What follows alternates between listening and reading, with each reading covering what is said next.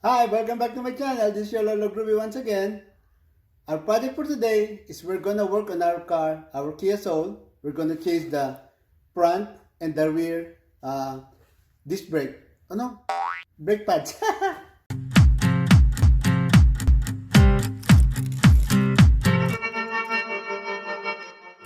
Hi, nice seeing you again. This is your Lolo Groovy and welcome back to my channel.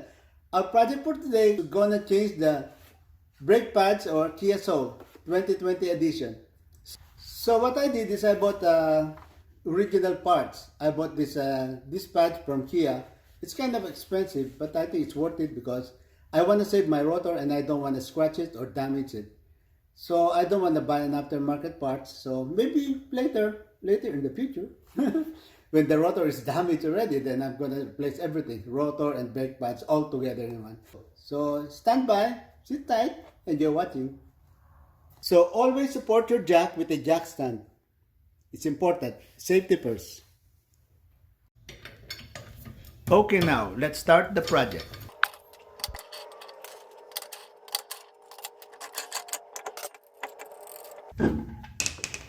After removing the tire, spray the brake parts with brake cleaner. This will prevent dust from flying up when you disassemble the parts. But avoid spraying too much on the rubber boots. Linisin natin maigi para hindi natin masinghot ang mga alikabok pag ito'y ating kinalas. Use a 14mm wrench to remove the bolt that holds the caliper. Dalawang 14mm bolts lang yan, makaknayap. Tanggal na yung caliper. After removing the two 14mm bolts, you can now remove the caliper. With a piece of wire, secure the caliper to avoid damage to the brake hose. Gumamit tayo ng alambre at itali natin ang caliper para hindi masira yung brake hose.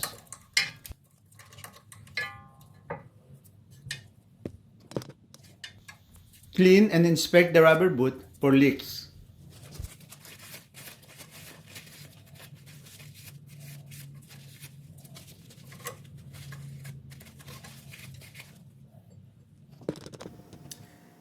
Lubricate the slide pins when needed.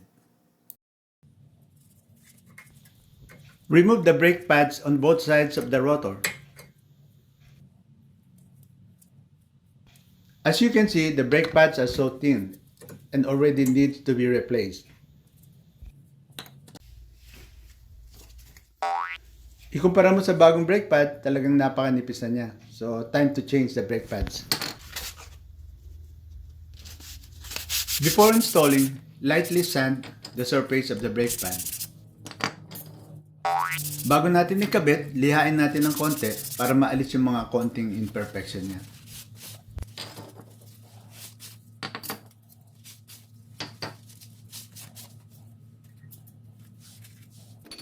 And brush all the area and make sure that the area is clean before installing the anti-rattle clips. The anti-rattle clips prevent the brake pads from vibrating and making noises. Importante ang anti-rattle clips para tahimik ang preno kapag ito'y ating inaapakan.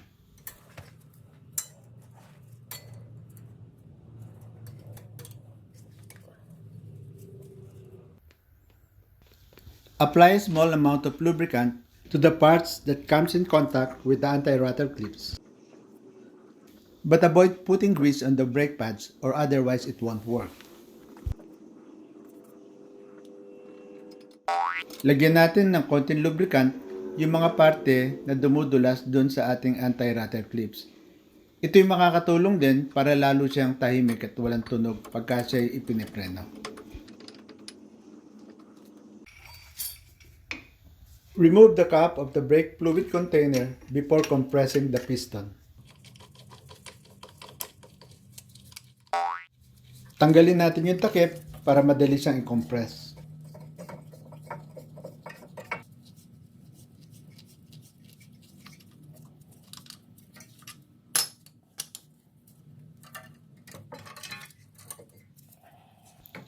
After compressing the piston, Install the caliper back to its place and tighten the two 14mm bolts.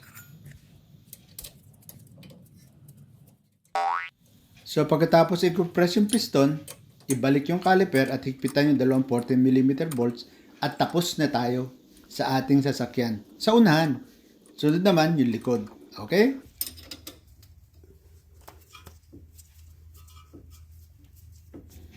We finished replacing the front brake pads. Now let's go to the rear.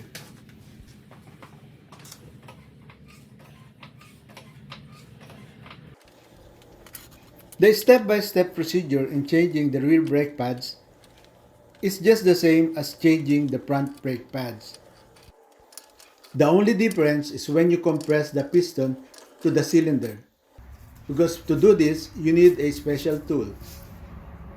So I invite everybody to watch the video so you can familiarize yourself with the parts.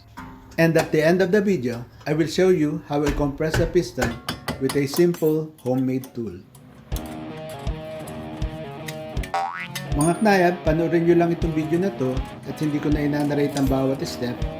Pero pareho rin ang pagkalas ng likod at harap para mapalitan nyo ang brake pads.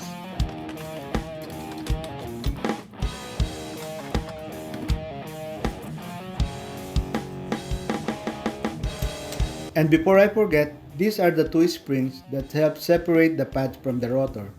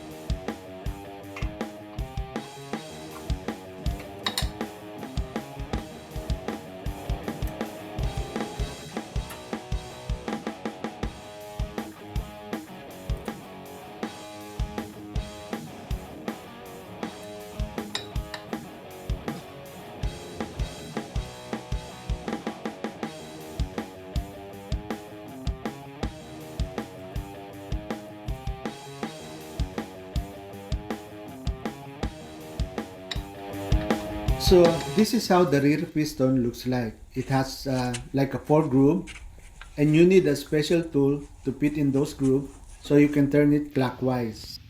And I made an adapter out of socket wrench. It's a 13x16 socket. The adapter fits perfectly fine on the groove of the piston. And with a pair of pliers, turn it clockwise while compressing it.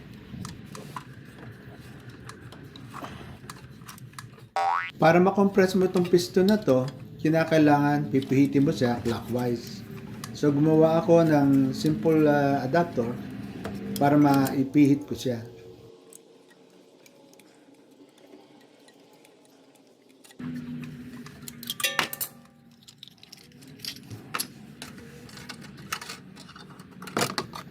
Position the groove of the piston to line up with the slot on the brake pads.